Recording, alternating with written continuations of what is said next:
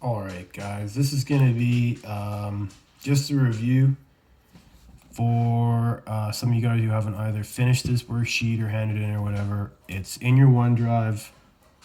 You can download the Word doc and edit it, or you can just write down the answers on a loose leaf and email it to me or upload it to your OneDrive. Whatever is good for you guys, I'll mark it up. Pretty simple, okay? Whenever you're dealing with an ER verb like porter, which is to wear, you need to remove ER from the end and add the proper ending depending on the pronoun. So je means I, tu is you, il is he,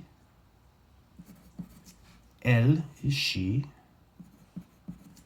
nous is we, vous is they,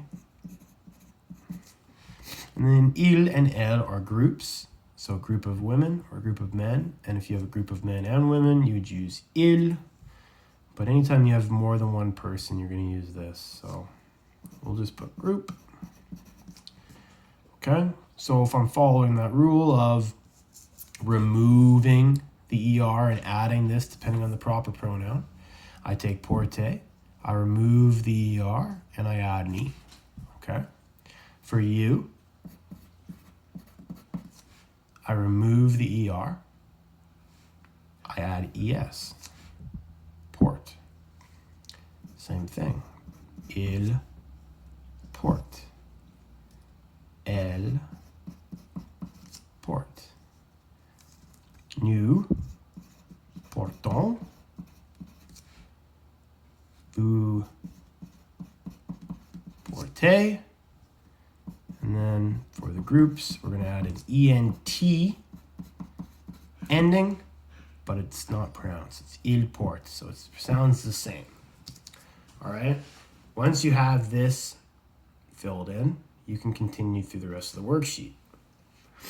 Section B, il détruit la traduction en anglais. You need to find these words using your Google machines, or if you have a French-English dictionary at home, that would be awesome.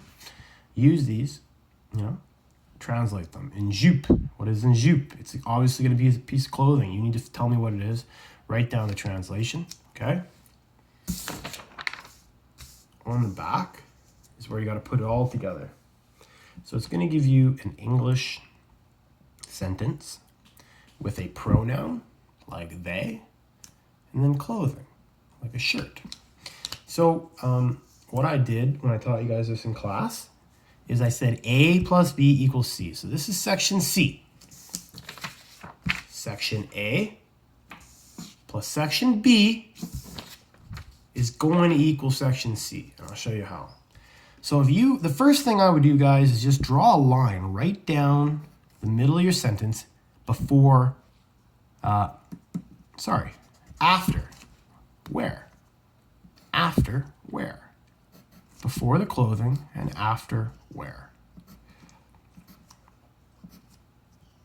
Take a minute to do that. Once you get better at this, you won't need to break it down so much, but for now it's good. It's just a good habit. So they wear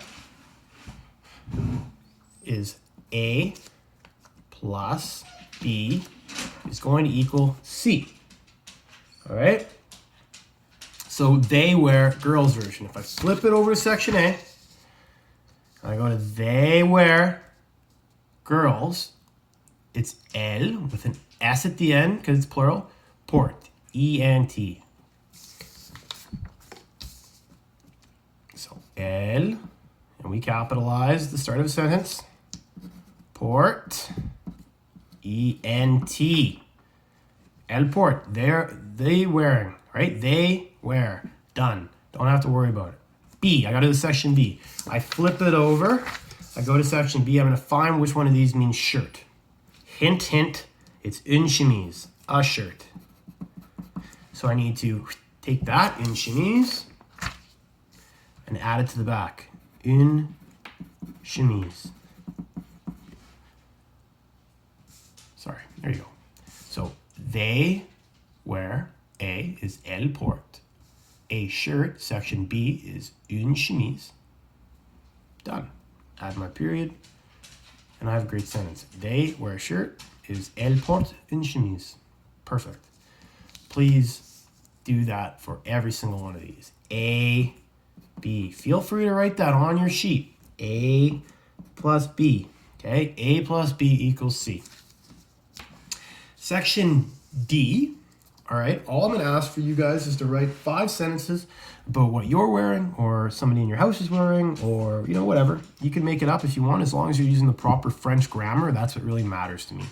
So, right now I'm wearing a red shirt. So, je is I, right? And if I need to double check, I can go same thing. A, right? I wear. So, je porte. Perfect. I'll just copy that over so I know exactly how it's spelled. There's no question of me misspelling something and making a silly error.